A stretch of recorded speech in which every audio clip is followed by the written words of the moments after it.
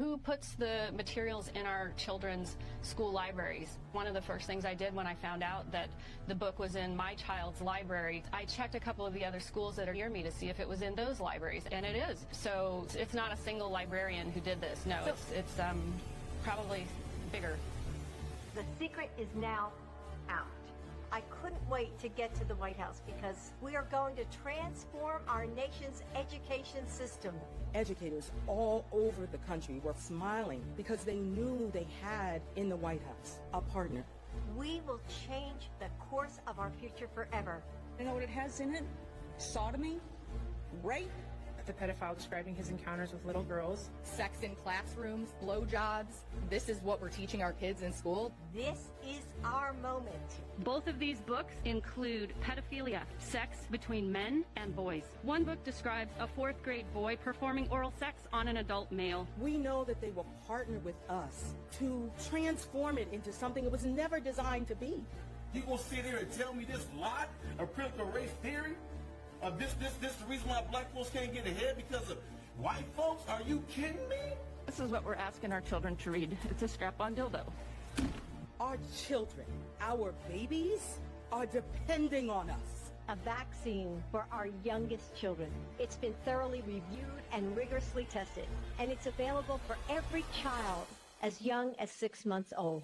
So on behalf of the 3 million members, 3 million of your closest friends, Dr. J, I just need to say thank you. Upset parents called on the school board to remove similar material or resign. Protect our children or get out of the way. Just remember that the First Lady of the United States is one of your own. The teacher, identified as Amber Parker, addresses her class, telling them to reference pedophiles as minor attracted people. Did y'all hear that?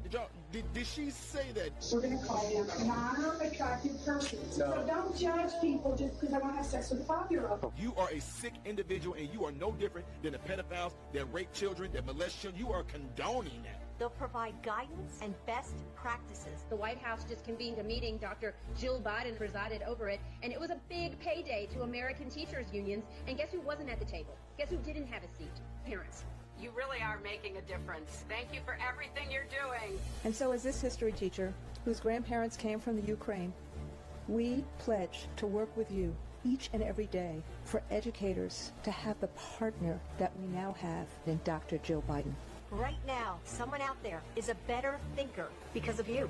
Sir, I'm going to stop you right there. Turn off his microphone, please. Parents will not stand for this. You know, I've gone like ridiculous. His boobs are so big, he's making a parody of women, and they're so big that they're virtually hanging in the saw when he's teaching woodshop class.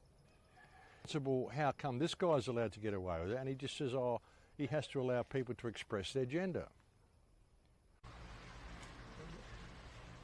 So we are, as a board, we are committed to human rights, and we're committed to supporting all our teachers and staff and students in an environment that upholds their dignity, their gender identity, and their gender expression.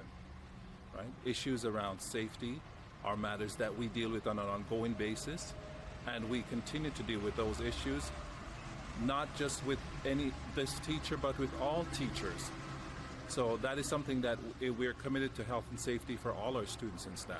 But I noticed, Mr. Innes, you can't display nipples as part of the dress code of the Halton District School Board. All of his outfits, he's displaying nipples. In the shop, he's wearing long sleeves. Those massive prosthetic breasts are near cutting equipment. I would argue if this was a student doing this, it would not be tolerated. So why does this person get such leeway? You keep saying he. The first thing is we are, being respectful of all of our gender identity and gender expression of all of our staff, and we are supportive of our staff and our students. The dress code is for students, and the dress code is not for staff. Well, that's your attitude, but why won't you let a woman express her gender? I know you'll let a man who's doing this express his gender, but the students can't do it and a woman can't do it, but a guy can dress up like the parody of a woman with huge nipples sticking out of his waist, and it's all good. And this guy's doing it because he gets off on dressing like a complete dyke in front of kids. This is a pedophile, folks. This is a pedophile.